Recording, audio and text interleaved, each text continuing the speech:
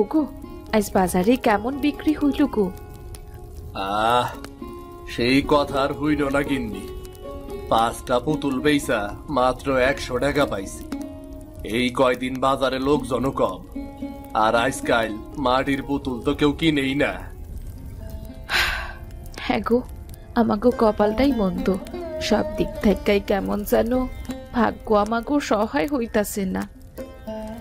ভাগ্যের দোষ দিয়ে আর কি লাভ? আমাগো এই 2 জনের সংসারে এই টাকায় অনেক কিছু। হ, তা অবশ্য তুমি ঠিকই কইছো, কিন্তু সত্যি কথা কি জানো, মাঝে মাঝে আমারও খুব কষ্ট হয়। সবার ঘরে বাচ্চার হাসি কান্নার শব্দ, আর আমাগো ঘরটা কেমন জানি শূন্য শূন্য লাগে। জানি গিন্নি, জানি। শূন্য তো আমারও লাগে গো। বাজারে গেলেই দেখি পোলাবার নতুন পুতুল লইয়া খেলে, তখন বুকটা হু হু কইরা উঠে। ভাবি, এমন একটা বাচ্চা যদি আমাগো ঘরে থাকতো তাইলে কতই না ভালো হইতো। এই পুতুলগুলাই তো এখন আমার সন্তান। দেখো, এরা আমাগো ঘর ভরাইয়া রাখছে। পুতুল কি কারো সন্তান হইবার পারে? পুতুলের কি প্রাণ আছে কও? যেদিন সৃষ্টিকর্তা চাইব ওই দিন আমাগো সন্তান হইব, এর আগে না। হ, তা তুমি ঠিকই কইছ, কিন্তু তাও যে মনটা মানে না। আমি প্রতিদিন ভাবি, আমাগো ঘরে যদি কখনো কোনো অলৌকিক কিছু হইতো, যদি সৃষ্টিকর্তা একটু দয়া করত। তুমি অনেক ভালো মানুষ গো। আমার ভাগ্যে যে তুমি আছো, এটাই আমার জন্য সৃষ্টিকর্তার পক্ষ থেকে অনেক বড় দান। আর আমি ভাবি, আমার ভাগ্যে তুমি আসিলা বইলাই আমি বাইসা আছি। তোমারে ছাড়া এই জীবন সত্যিই ফাঁকা। তুমি যে আমার সবকিছু। এই সৃষ্টিকর্তা, যদি আমাগো কপালে একটা সন্তান লেখা থাকতো, ওর মুখটা যদি একবার দেখবার পারতাম। তুমি সহায় হও সৃষ্টিকর্তা। তাই হোক রে মিথিলা, তাই হোক। আরে, আইজো বিক্রি কেমন খারাপ গেল রে। রোজ রোজ এমন হইলে কেমনে চলমু? আর ধুর, কপালটাই মন্দ।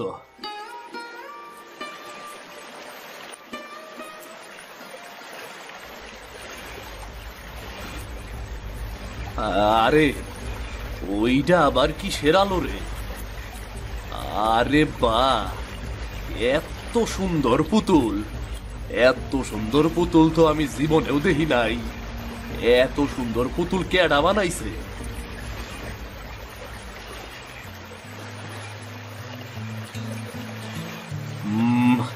তোরে কেডা ফেলে রাখছে রে? বুঝছি, কেউ তোর কদর বুঝে নাই রে। চল চল চল, আমার ঘরে চল, আমি তোরে রক্ষা করব। আমার ঘরে তোরে সুন্দর কইরা সাজায় রাখবো। চল চল, ঘরে চল।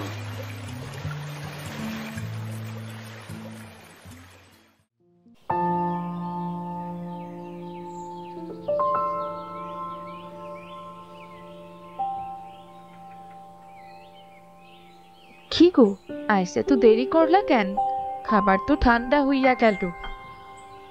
আরে গিন্নি, ওই নদীর পারে একটা জিনিস পাইছি, দেখো তো। এইটা আমার কাছে কেমন জানি লাগতাছে। সত্যি কইরা কইবা?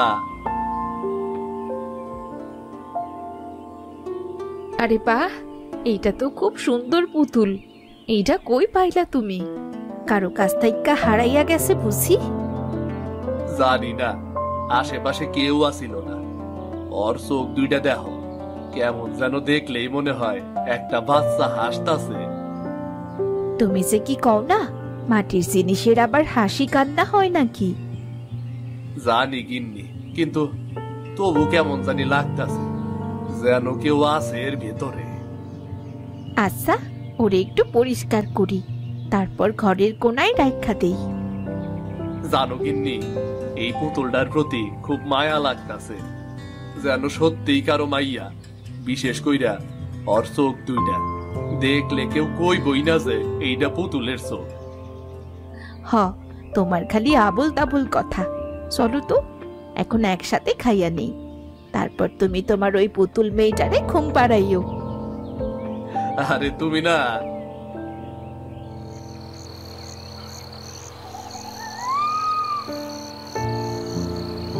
ওগো, রাত তো অনেক হইয়া গেছে। হ একটু দাঁড়াও, এই পুতুলটারে আর একটু দেইখা নেই। তার গায়ে কেমন জানি একটা অদ্ভুত আলো ঝিকমিক করতাছে গো। ও মিথিলা, দেহ ওগো, তুমি একটাবার দেহই না, পুতুলটার চোখ জানি কেমন করতাছে, যেন আমার দিকে তাকাইয়া আছে গো। আরে কপাল, এই লোক তো এই পুতুলটা লইয়া পাগল হইয়া যাইব দেখতাছি। জানি না গিন্নি, কেমন জানি মনে হইল, তাই কইলাম। হ্যাঁ বুঝছি, এইবার ঘুমাও আর জ্বালাইও না তো। ঠিক আছে বাবা, ঠিক আছে, চুপ করলাম। তুমি এইবার শান্তি কইরা ঘুমাও, কেমন?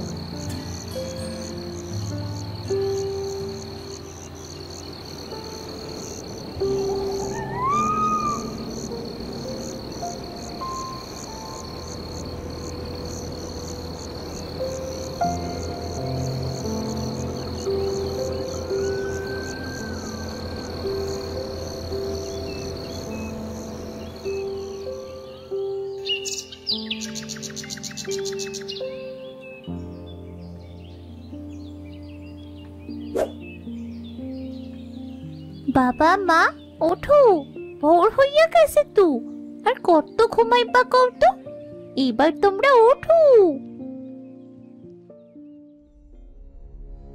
হাই হাই, ঘরের মধ্যে এইটা কি? ওগো ওগো, তাড়াতাড়ি ওঠো, দেখো এইটা কি। আরে এইটা আবার কেমন কাণ্ড রে?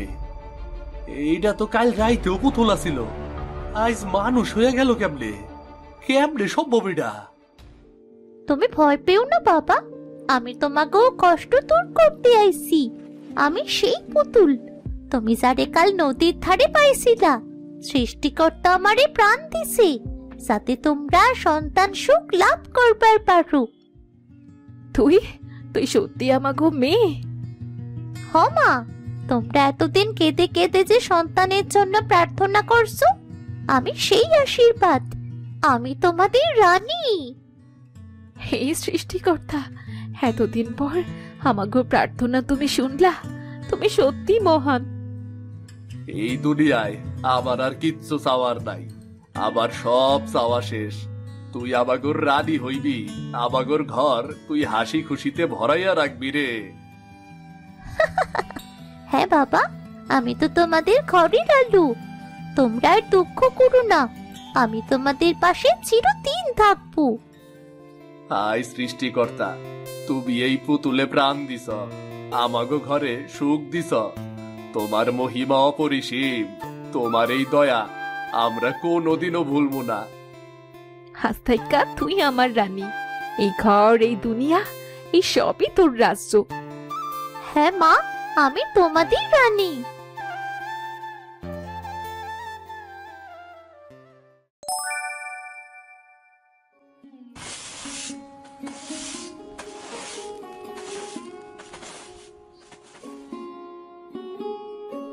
আরে রানী, তুই একেবারে ঘরের লক্ষ্মী মেয়ে হইয়া গেছিস রে। সকাল সকাল উঠোন ঘর বাড়ি সব পরিষ্কার করা শুরু করছস। মা, তোমার কষ্ট দেখলে আমার ভালো লাগে না। এখন আমি আছি না, আমি তোমার সব কাজ কইরা দিমু। মারে, এই পুতুল বানানোর মাটি একটু ধরতো, তোর হাতের গরম দেখি কেমন হয়।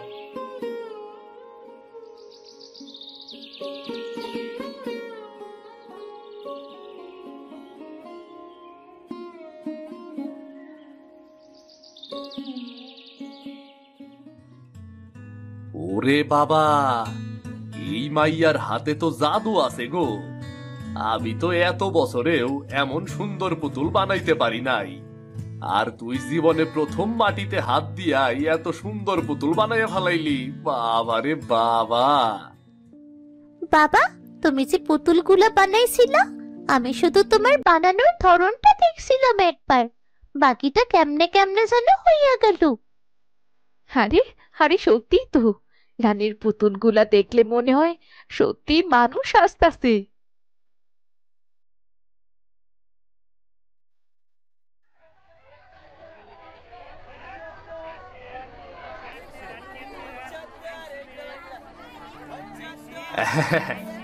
আরে সিধু, শুনতাছি তোর পুতুলের নাকি বাজারে এখন খুব দাম রে।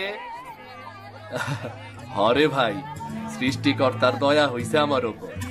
আমার রানী যেই পুতুল বানায় সেই পুতুল লোকজনে হুমরি খাইয়া কিনে রে। আহ, তোর মাইয়া যে এমন শিল্পী হইব কেডাই জানতো। কাল বাজারে এক বুড়ি কইতাছিল, এখন সিঁদুর পুতুল দেখলে মনে হয় যেন ওর পুতুলে প্রাণ আছে। এই কথায় সবাই অবাক হইয়া গেছিল রে। প্রাণ তো আছে কাকা, মাটির ভেতরেও জীবন থাকে। শুধু ভালোবাসা দিয়ে সেই জীবন জেগে ওঠে, আর ভালোবাসা না দিলে প্রাণ জাগে না। হরে, আমার রানী শুধু মাইয়া না, আমার আশীর্বাদও। আগে যেইখানে পেট চালানো মুশকিল আছিল, এখন বাজারে সব পুতুল ভালো দামে বিক্রি হয়। সৃষ্টিকর্তার কৃপায় এখন সংসারে কোনো অভাব, কোনো অভিযোগ নাই। খালি শান্তি আর শান্তি রে দেবেন। সৃষ্টিকর্তা সত্যি আমার বাপ মার ওপর দয়া করছে কাকা। ভাই, এমন মাইয়া থাকলে ঘরে অভাব আইব কইথেকা। এই রানী তো তগর ঘর আলো কইরা রাখছে। আশীর্বাদ করি তোর মাইয়া জীবনে অনেক ভালো কিছু করুক। জানোস রে, এই পুতুলগুলা এখন শুধু মাটির পুতুল না, এই পুতুলগুলা আমাগো ঘরের সুখের চিহ্ন রে। তাই তো দেখতাছি রে সিধু, এইবার তগো দিন ফিরবো। তগো আর কেউ আটকায় রাখতে পারবো না রে, কেউ আটকায় রাখতে পারবো না। বাবা কইছিলাম না, আমি তোমাকে ঘর আনন্দে ভরামু।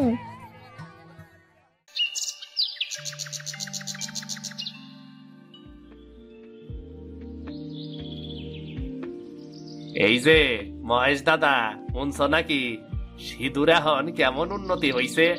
বাজারে সবাই তো এখন তার পুতুলের জন্য পাগল। তুমিও সিঁদুর পুতুল কিনছ নাকি? শুনছি, কিন্তু এই উন্নতি হঠাৎ কই থেকে আইলো? কতদিন আগেও তার ঘরে ঠিক মতো ভাত জুটতো না, আজ তার ঘরে এত সুখ কেমনে আইলো রে? একটু খুললে কত। সবই ভাগ্য গো দাদা, সবই ভাগ্য। সিধুর ওপর সৃষ্টিকর্তার দয়া হইছে। কই থেকে একটা মাইয়া পাইলো, আর মাইয়াটার এমন মায়াময় হাত। ওর বানানো পুতুল দেখা নাকি জীবন্ত পুতুল বইলে মনে হয়। তাই এখন সিধুর বিক্রিও বেশি। হ্যাঁ, মাটির পুতুলে আবার প্রাণ আহে নাকি? কিছু না কিছু রহস্য তো অবশ্যই আছে। আরে দাদা, তুমি আবার সন্দেহ করতাছো নাকি? সন্দেহ বা ঈর্ষা কোনোটাই কইরো না দাদা। ওর দিন ফিরছে, এইটুকুই তো। একটা মানুষ কষ্টের পর একটু সুখে থাকলে আমাকে ক্ষতি কি কত? আমি কোনো ঈর্ষা করতাছি না। ওর কিছু না কিছু একটা চালাকি আছে, ও চালাকি করতাছে। নিশ্চয়ই কিছু গুপ্ত বিদ্যা, জাদু টোনা শিখছে ও। দেখি আমি কি করবার পারি।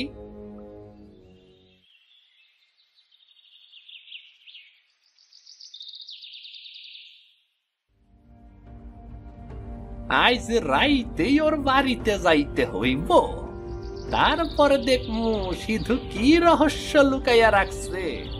কই থেকে ওর ঘরে একটা মাইয়া আইলো, তারপরে এত সুখ আর সমৃদ্ধি। কিছু না কিছু গন্ডগোল তো নিশ্চয় আছে। না না না না না, যা করার আজ রাইতেই করতে হইব। আমার যে ওই সিধুর ঘরের সুখ সহ্য হইতাছে না।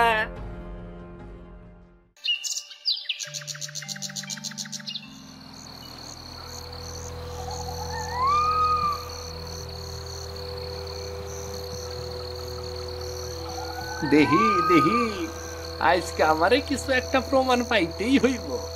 এই মাইয়াটা মানুষ না, জাদুকরি কিছু একটা।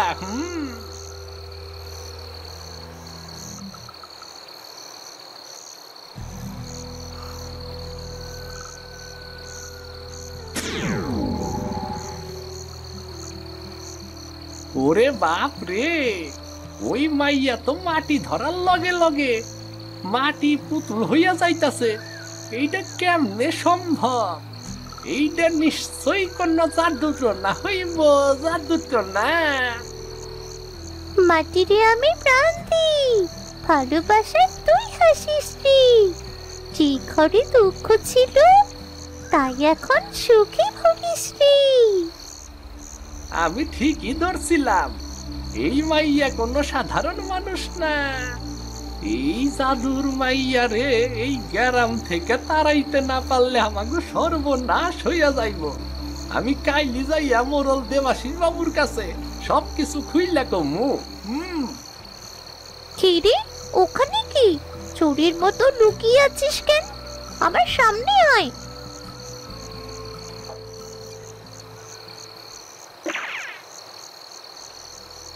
কেউ যদি ভালোবেসে মাটিতে গড়ে তাতে ভয় পাওয়ার কি আছে?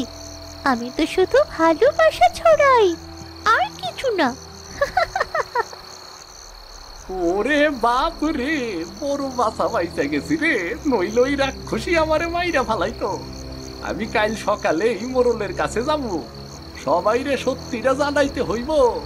এই মাইয়া যদি এই গ্রামে থাকে তাইলে এই গ্রামে আর শান্তি থাকবো না।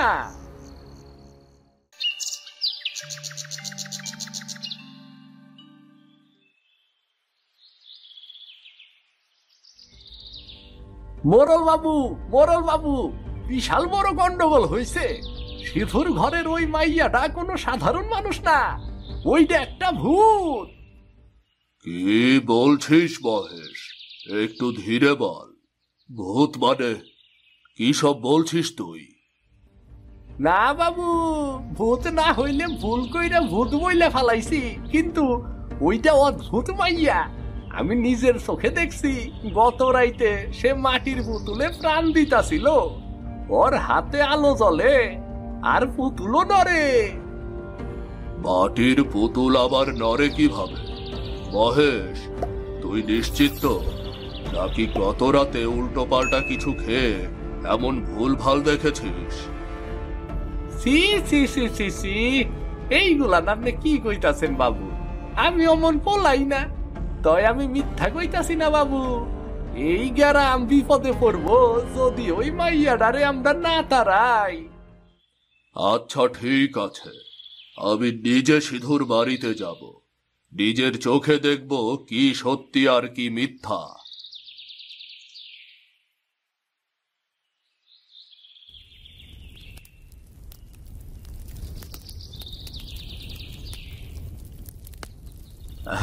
আরে মোরল মশাই, কেমন আছেন আপনি?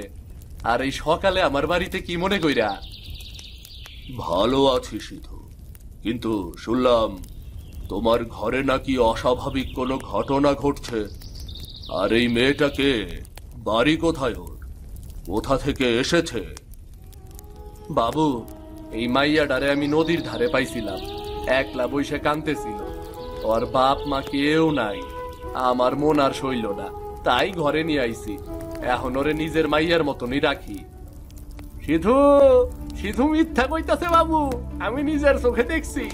এই মাইয়া কাল রাইতে মাটির পুতুলে প্রাণ দিতাছিল। ওই মাইয়া জাদুটো না জানে। এই মেয়ে, তোমার নাম কি? আমার নাম রানী বাবু। আমি খুব সাধারণ একটা ছোট্ট মাইয়া। আমি শুধু মাটি দিয়া পুতুল বানাই, যেন ওই পুতুল পাইয়া মানুষ খুশি হয়। তুই একেবারে সাধারণ আর মিষ্টি একটা মেয়ে, তোর ভেতর ভয়ের কিছুই তো দেখলাম না। আপনি বিশ্বাস করে ভুল করতেছেন বাবু, এই মাইয়া অভিশপ্ত।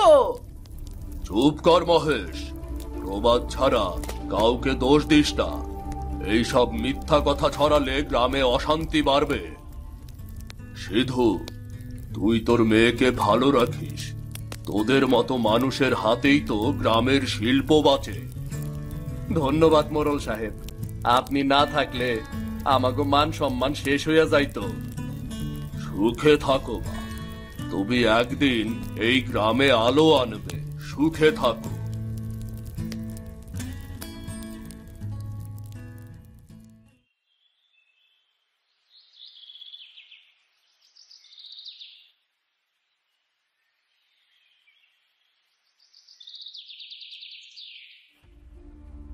মোরল বাবু, আমি আবার কইতাছি, ওই মাইয়াটা জাদু জানে। আপনি যা দেখছেন সেইটা চলো না, ওই মাইয়াটা তখন নাটক করছে। আবার সেই একই কথা। মহেশ, আমি তো ওদের ঘরে গিয়েছি, মেয়েটাকে দেখেছি, একেবারে সাধারণ একটা মেয়ে। তুই নিজেও তো দেখলি তখন। না বাবু, আপনি ঠকছেন, আমি নিজের চোখে দেখছি। সেই মাটির পুতুলে প্রাণ দেয়, ওর হাত থেকে আলো জ্বলে, ওইটা কি কোনো সাধারণ মাইয়ার কাম? মহেশ, তুই যে কথা বলছিস তার কোনো প্রমাণ আছে? প্রমাণ তো নাই, কিন্তু আমি নিজের চোখে দেখছি, আমি মিথ্যা কইতাছি না বাবু। চোখে দেখা মানেই সব সত্য না রে মহেশ, চোখও কখনো ভুল করে।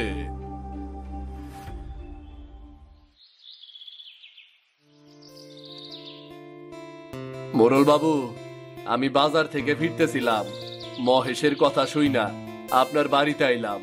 বাবু, আমার মাইয়াটা যদি ভুল কিছু কইরা থাকে তাইলে ওরে শাস্তি দেন, কিন্তু সে তো শুধু মাটিরে ভালোবাসে, পুতুল বানায়, কারো তো কোনো ক্ষতি করে না। ভালোবাসা? জাদু জানে তোর মাইয়া, একদিন দেখবি ওর হাতে এই গ্রাম ধ্বংস হইব। অনেক হয়েছে মহেশ, তুই এখন থাম, না হলে শাস্তি পাবি বলে দিলাম। আমি বহু বছর এই গ্রামে বিচার করছি, কিন্তু তোর মতো বেকুব কথা কোনোদিন কারো কাছ থেকে শুনিনি।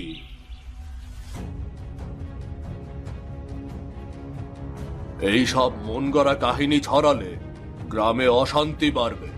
অশান্তি করিস না, আর যদি একবার এসব গুজব ছড়াস তোকে আমি এই গ্রাম থেকে বের করে দেব। ওহ বাবু, আমার ভুল হইছে, আমি আর এমন করবো না। মোরল বাবু, আপনি ন্যায় বিচার করলেন, আমি চিরকৃতজ্ঞ। আমার মাইয়াটার নাম কলঙ্কে না জড়াক, আমি শুধু এইটাই চাই বাবু। সিধু, তোর পরিবারের ওপর আমি ভরসা রাখি রে। মেয়েটাকে ভালো রাখিস, ওই গ্রামটার জন্য আশীর্বাদ। আর মহেশ, তুই সব সময় মনে রাখবি, মিথ্যার আগুনে একদিন নিজের ঘরই পুড়ে যায়, সত্যের আলো কখনো নিভে না, বুঝলি?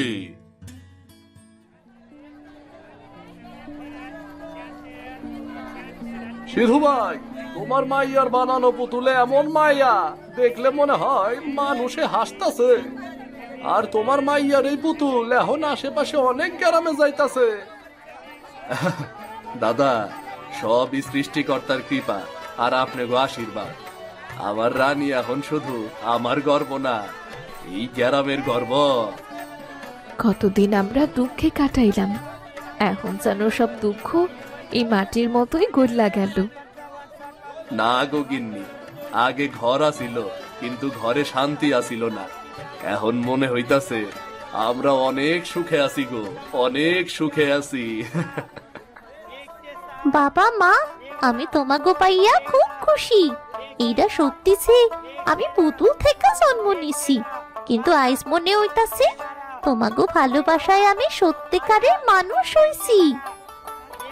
তুই খালি পুতুল না রে মা, তুই আমাগোর প্রাণ, বুঝলি, আমাগোর প্রাণ। তোর হাসিতেই ঘরটা বাসে, তোর চোখের আলোয় এই দুনিয়া দেখি রে মা। আমি সবসময় তোমাদের সঙ্গেই থাকবো, এই মাটির ঘরে, তোমাদের পুতুলে, তোমাদের ভালোবাসায়। রামু আর রবি দুই ভাই, দুজনেই গরিব কিন্তু পরিশ্রমী। বাবার রেখে যাওয়া এই পুকুরটাই তাদের শেষ সম্বল। চলতি বছরের বন্যা তাদের অনেক ক্ষতি করেছে, ধানের জমি ভেসে গেছে, খামারের গরুগুলো অনেক ক্ষতিগ্রস্ত। আর এই পরিস্থিতিতে পুকুরই তাদের একমাত্র ভরসা। জানি না কি দেখে বাবা এই লোকটার সাথে আমার বিয়ে দিয়েছিল। এই লোকটা তো সারাদিন ঘরে বসে বসে সিমাবে, আর আমার হয়েছে যত জ্বালা। সাত সকালে উঠে কাজ করতে হবে আর রাত অবধি চলতে থাকতে হবে। নাও, সকাল হয়েছে আর বউয়ের চেঁচামেচি শুরু হয়ে গেল। বলি বউ, তোমার মুখ কি কখনো খালি যায় না নাকি? বাবা গো বাবা, একটা মানুষ সারাদিন এত বকতে পারে কিভাবে রে? হিস মরণ, আমার মুখ খালি যাবে কেন শুনি? যখন সারাদিন কাজ করি তখনও তো একবার বলো না, বউ তোমার হাত খালি লাগছে না, আর কাজ করো না, একটু বিশ্রাম নাও। হাত খালি লাগবে কেন গো বউ? তুমি তো আর বাইরের কাজ করছো না, তুমি তো নিজের সংসারেই কাজ করছো। হ্যাঁ সে না হয় করছি, তা তুমি এভাবে বসে থেকে আর কতদিন পার করবে বলো তো? কাজ কাম না করলে সংসারটা চলবে কি করে, সে চিন্তা কি করেছো কখনো? সেটা পরে দেখা যাবে, তুমি তোমার কাজ করো তো, ওকে বকো না আর। সব সময় এত খ্যাক খ্যাক খ্যাক খ্যাক ভালো লাগে না, ধুর তোরি সাই। ভালো কথা বললে তো ভাল লাগবে না জানি, তা আমাকে চুপ করতে বলে আবার কোথায় যাচ্ছ শুনি? আরে আমাদের পুকুরের দিকে যাচ্ছি। এখন কাজে না গিয়ে আবার পুকুরে যাচ্ছ কেন? সারাটা দিন পুকুরে কেন কাটিয়ে দাও বলো তো? বউ, পুকুরের পানি অনেক ঘোলা হয়ে গেছে, একটু পরিষ্কার করতে যাচ্ছি গো। আরে বলদ, বিনা কারণে পুকুর পরিষ্কার করে কি লাভ? তার থেকে কটা মাছ ছেড়ে মাছের পরিচর্যা করলেও তো কাজে আসে। মাছ বড় হলে খাওয়া যায়, আবার বাজারেও বিক্রি করা যায়। মাছ ছাড়বো? হাসালে বউ। তা বলি, পুকুর আমার একার নাকি যে মাছ ছাড়বো? তুমি তোমার কাজে মন দাও, আমাকে আমার কাজ করতে দাও। কি ভাবছেন এই কার্টুনগুলো কিভাবে বানাই? কোনো চিন্তা নেই, আমাদের অফিস এফএস ক্রিয়েশনে হাতে কলমে শেখানো হচ্ছে 2D অ্যানিমেশন। অনলাইন কোর্সে আজই জয়েন করুন। গিন্নি, আমার চা কোথায়? সকাল সকাল এক কাপ চা খেতে না পারলে আমার দিনটাই তো শুরু হয় না, সেটা তুমি জানো না বুঝি? হ্যাঁ গো, এই তো নিয়ে আসছি, একটু দেরি হলে সহ্য হয় না, লোকটার একটু ধৈর্য নাই। এক কাপ চা বানাতে এত সময় লাগে নাকি? আর শোনো, ঘরে চা পাতি চিনি কিছুই নেই, আজ না আনলে কাল চাও পাবে না, আগেই বলে রাখলুম। আহ, সারাদিন নেই নেই করো কেন বলো তো? ঘরে যদি না থাকে তবে কি আমি আসে আসে করবো নাকি সারাদিন? সত্য সব মরণ জ্বালা। শোন ছোট, এই দুই ভাই কোনো কাজ না করে বাড়িতেই বসে থাকে, তাতে কোনো দোষ হবে না, কিন্তু আমরা যখনই বলবো ঘরে এটা নেই ওটা নেই, তখনই আমাদের বড্ড দোষ হয়ে যাবে। হ্যাঁ দিদি, তুমি একেবারে ঠিক কথা বলেছ, উচিত কথা বলতে গেলে এদের মুখ বাতাসের আগে চলে। তারা দু ভাই দু বউকে খুঁজতে খুঁজতে পুকুর ঘাটে এসে দাঁড়ালো। ওই দেখো, পুকুর ঘাটে এসেও আমাদের নামে বদনাম। এই যে তোমাদের বাড়িতে ঝগড়া করা কম হয়ে গেল নাকি, যে পুকুর পাড়ে এসেও ঝগড়া করতে লেগে গেলে? আমার বউ আমার কান ঝালাপালা করে দেয়, সারাদিন এটা নেই ওটা নেই, এটা আনো সেটা আনো, আরো কত কি। তা রামু ঠিকঠাক ভাবে কাজ করে সংসারের সবকিছু এনে দিলেই তো হয়, তবে তো আর কোনো ঝামেলা থাকে না। হ্যাঁ বর্দি, ঘরে সবসময় নুন আনতে পান্তা পুরোই, তবু কাজ না করে ঘরে বসে থাকবে, তা না হলে বকবো না তো কি করবো বলো তো? আহ ছোট বউ, তোমার বড়দির তালে তাল দিও না তো।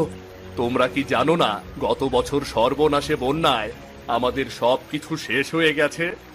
তা শেষ করে ফেলেছে বলে কি ঘরে হাত পা গুটিয়ে বসে থাকতে হবে নাকি? নতুন কাজ কাম খুঁজতে হবে না? কোথায় খুঁজবো বলো তো বৌদি? সারা জীবন নিজেদের কাজ করেছি, এখন পরের কাজ কিভাবে করব বলো তো? পরেদের কাছে কাজ করতে পারে না ভালো কথা, তবে নিজেরাই কাজ শুরু করো না। ছোট বউ, নিজেদের কাজ শুরু করা তো আর মুখের কথা না, তাছাড়া টাকা ছাড়া কি কাজই বা শুরু করব বলো? বড়দা, শুনেছি চিংড়ি চাষে ভালো টাকা পাওয়া যাচ্ছে, আমাদের তো একটা পুকুর আছে, আপনারা দু ভাই মিলে চাইলে ওই পুকুরে চিংড়ি চাষ করতে পারেন। হ্যাঁ ছোট একদম ঠিক বলেছে, তোমরা বিষয়টা নিয়ে একটু ভেবে দেখতে পারো। ঠিক আছে, তোমরা যখন বলছো আমরা দু ভাই বিষয়টা ভেবে দেখব।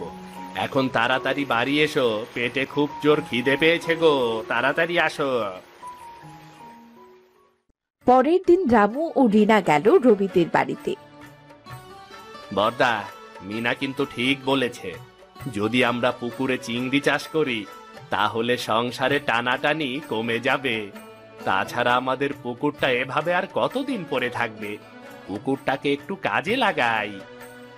হ্যাঁ, কথাটা ঠিক আছে, তবে আমাদের তো পুকুর একটাই, আমরা দুজনে চাষ করব কি করে? কি করে আবার দুই ভাই পুকুরটা ভাগ করে নেবে?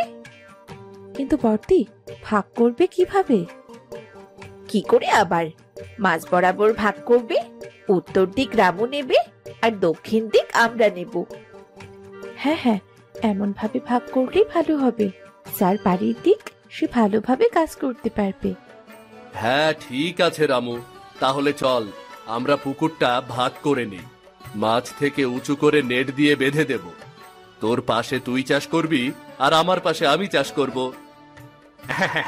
হ্যাঁ ঠিক আছে, চলো বর্দা, দেখি কে আগে বড় চিংড়ি তুলতে পারে।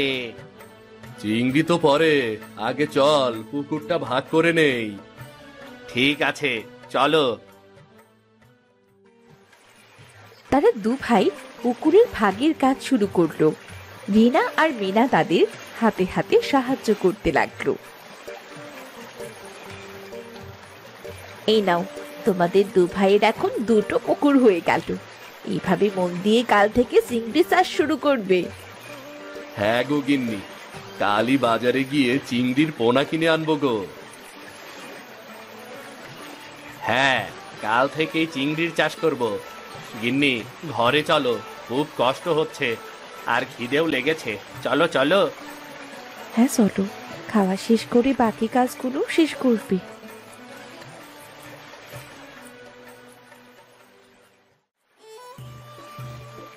না, এই চিংড়িগুলো যে কবে বড় হবে তা কে জানে, এমন করে কতদিন বসে থাকবো কে জানে। রামু, এত ব্যস্ত হলে কেমন হবে রে? চিংড়ি ছাড়াই তো হলো মাত্র কদিন, এর মধ্যেই চিংড়ি বড় হবে কেমন করে রে? না দাদা, আমার তো 1 মাসের মধ্যেই বড় বড় চিংড়ি চাই, সেটা যেমন করেই হোক আমাকে বানাতে হবে। এত ব্যস্ত না হয়ে ঠিক মতো চিংড়িগুলোর যত্ন নে, দেখবি ঠিক সময় মতো চিংড়িগুলো বড় হয়ে যাবে। এত ব্যস্ত হলে হয় না, বুঝলি?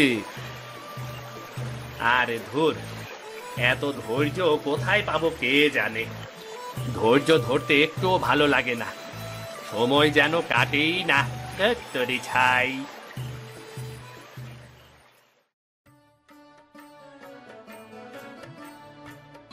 কি গো, অমন করে বসে বসে কি ভাবছো? বউ, এই চিংড়ি মাছগুলো কবে বড় হবে কে জানে, এতদিন কি ধৈর্য ধরা যায় নাকি? ওমা, সে কি কথা? চিংড়ি তো মাত্রই ছাড়লে, এরই মধ্যে বড় হবে কি করে? আরে বড় হবে না মানে 15 দিন হয়ে গেল, আর কতদিন লাগবে বলো? তাহলে শোনো, পাশের গ্রামের কালু বলছিল চিংড়ির খাবার দিলে নাকি তাড়াতাড়ি বড় হয়। তুমি বাজার থেকে চিংড়ির খাবার এনে নিয়মিত ওদের খেতে দেবে, দেখবে চিংড়িগুলো খুব তাড়াতাড়ি বড় হয়ে যাবে। তুমি ঠিকই বলেছ, কালকে আমি চিংড়ির খাবার আনবো, 2 বারের জায়গায় 4 বার খাবার দেব, তাহলে আমার চিংড়িগুলো হবে গ্রামের সবচেয়ে বড় চিংড়ি। হ্যাঁ গো, ঠিকই বলেছো, বড় বড় চিংড়ি হলে দেখবে দামও ভালো পাবে, তখন আমাদের সংসারে আর অভাব থাকবে না। হ্যাঁ গো গিন্নি, তুমি একেবারে সঠিক কথা বলেছ গো।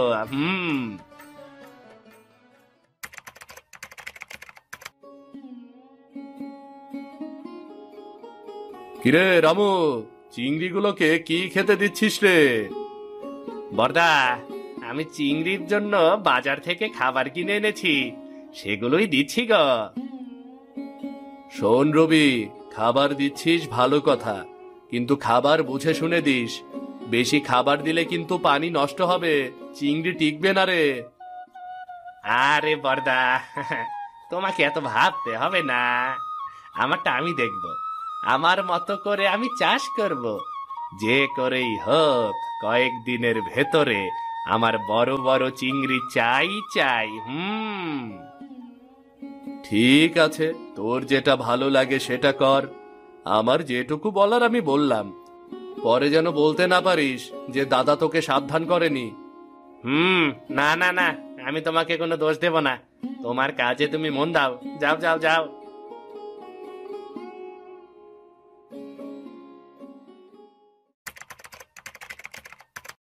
বড় বড় চিংড়ির লোভে রামু চিংড়িগুলোকে বেশি বেশি করে খাবার দিতে লাগলো। এইভাবে এক সপ্তাহ কেটে গেল। এক সপ্তাহ যেতে না যেতেই দেখা গেল রামুর পুকুরের পানি ঘোলাটে হয়ে গেল। রামু, এই রামু, আরে ঘরে কি করছিস? এদিকে আয়, দেখে যা।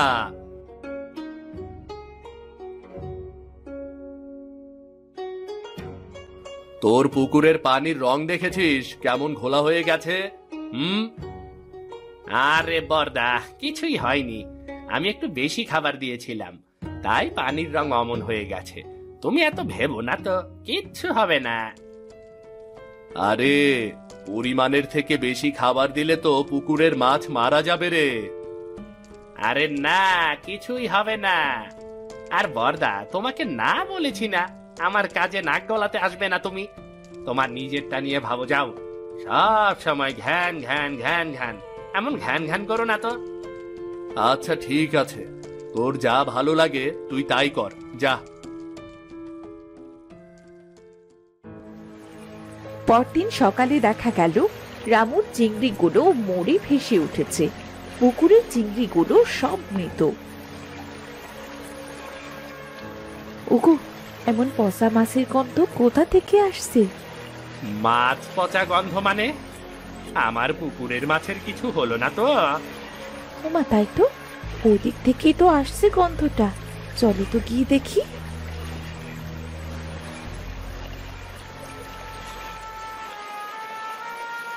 হাই হাই গিন্নি, আমার সব শেষ হয়ে গেছে গো, সব শেষ হয়ে গেছে। আমার সব চিংড়ি মাছগুলো মারা গেছে গো, মারা গেছে। আমার সব মাছ শেষ, এখন আমি কি করব? এত টাকার মাছ। ওগো, ওগো, কেঁদো না গো, কেঁদো না। কেঁদে আর কি করবে বলো?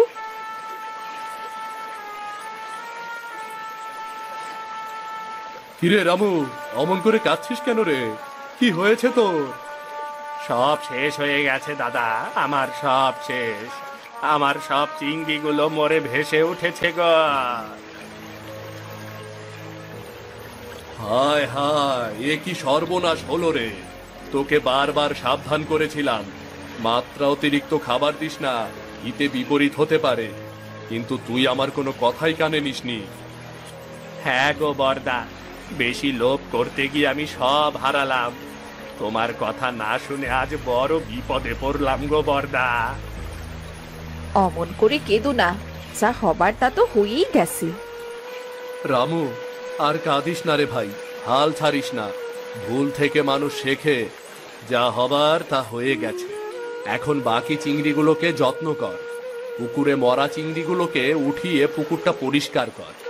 আর পুকুরে খাবার দেওয়া কয়েকদিন বন্ধ রাখ, কেমন?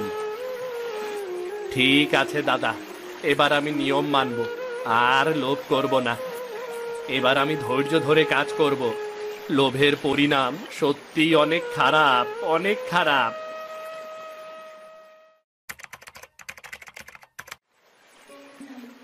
এরপর দুভাই একসঙ্গে কাজ শুরু করলো। রামু রবির সব কথা শুনে চলল। রিনা ও মিনাও তাদের সাহায্য করলো। দাদা, আজ আমি বুঝতে পেরেছি ধৈর্য ধরলে সত্যিই ফল আসে গো দাদা। হ্যাঁ রে রামু, আমাদের পুকুরের চিংড়িগুলো অনেক বড় বড় হয়ে গেছে রে।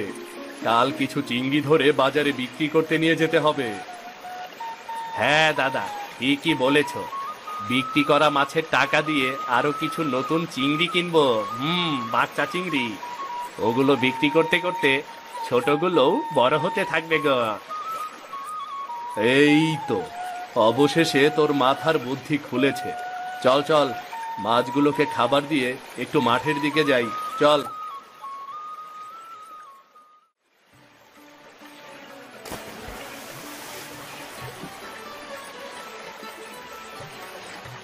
পরদিন সকালে রামু ও রবি ঝুড়ি ভরে চিংড়ি তুলল। তারা বড় বড় চিংড়িগুলো বাজারে নিয়ে গেল। এমন টাটকা ও বড় বড় চিংড়ি দেখে হাটের লোকেরা এসে ভিড় জমালো। রবি, এত বড় বড় চিংড়ি কোথায় পেলি? আমাদের পুকুরের চিংড়ি গো দিনুদা। কি বলিস রে রবি? পুকুরে এত বড় বড় চিংড়ি হয় সেটা তো এই প্রথম দেখলাম। এত বড় বড় চিংড়ি অনেক দিন দেখিনি। ও ভাই, তোমাদের চিংড়িগুলো তো নদীর চিংড়ির মতো বড় বড় গো। তা তোমাদের চিংড়ির দাম কেমন? হাবুদা, আমরা তো আর দাম জানি না, যা ন্যায্য দাম হবে তাই চাই আর কি, যাতে আমাদেরও ক্ষতি না হয় আর তোমাদেরও একটু লাভ হয় আর কি। নিয়ে যান বড় বড় চিংড়ি, নিজেদের পুকুরে চাষ করা বড় বড় চিংড়ি নিয়ে যান। আস্তে আস্তে তাদের দু ভাইয়ের সব চিংড়ি বিক্রি হয়ে গেল। তারা চিংড়ি বিক্রি করে বেশ কিছু টাকা পেল। এই যেন পুরো বছরের কাজের মজুরি। তারা দু ভাই খুব খুশি হতো। রামুরে, আমাদের সব চিংড়ি তো বিক্রি হয়ে গেল রে। হ্যাঁ গো দাদা, তাই তো দেখছি। দাদা, বুঝলে, লোভে কোনো লাভ নেই। নিয়ম, ধৈর্য আর ভালোবাসা ছাড়া কিছুই সম্ভব নয়। ঠিক বলেছিস ভাই। লোভে ক্ষতি, ধৈর্যের ফল মিষ্টি হয়। পরিশ্রমের মজুরি হাতে পেলে মনটা উৎফুল্ল হয়। হ্যাঁ গো দাদা, ঠিকই বলেছ। চলো দাদা, আজ টাকা দিয়ে ভালো মন্দ বাজার করে বাড়ি ফিরি। গিন্নি দেখলে খুব খুশি হবে। বলছিস যখন চল, ভালো মন্দ কিছু কিনে বাকি টাকা রেখে দেব চারা মাছ কেনার জন্য, বুঝলি? দু ভাইয়ের পুকুরের সাফল্য দেখে গ্রামের মানুষও শিক্ষা নিতে শুরু করলো। বউ বাচ্চার মুখে আনন্দ।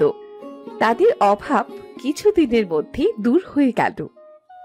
দাদা, আজ আমি শিক্ষা পেলাম। লোভে মানুষ পথ হারায়, ধৈর্য মানুষকে সাফল্যের পথে পৌঁছে দেয়। তুমি না থাকলে আমার যে কি হতো দাদা। হ্যাঁ রে, ধৈর্য ধরলে সব পাওয়া যায়। কথায় বলে না, সবুরে মেওয়া ফলে। হ্যাঁ গো দাদা, ঠিকই বলেছ। তোমার মতো একজন দাদা পেয়েছিলাম বলেই আজ ভালোভাবে দুবেলা ভাত খেতে পারছি। দুঃখের পরে একটু সুখের আলো পেয়েছি। এবার আমরা সবাই মিলেমিশে থাকবো গো দাদা।